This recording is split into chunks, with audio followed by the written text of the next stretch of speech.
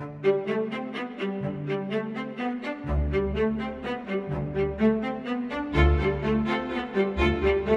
преддверии Всемирного дня здоровья 7 апреля посольство Туркменистана в Украине организовало и провело неделю здоровья, включившую серию спортивно-оздоровительных мероприятий, направленных на популяризацию активного и здорового образа жизни среди молодежи и соотечественников за рубежом. В рамках данной инициативы среди туркменских студентов и представителей туркменской диаспоры в Украине в течение недели были проведены турнир по мини-футболу, легкоатлетичный забег по одному из современных туристических маршрутов города Киева и историческим аллеям, а также соревнования по поднятию гирь и армрестлингу, проведенные на площадке посольства Туркменистана. Программа мероприятий была дополнена интеллектуальными состязаниями, шахматным турниром и турниром по шашкам, что подчеркнуло стремление молодежи к гармоничному развитию, сочетающему физическую активность и интеллектуальное совершенствование.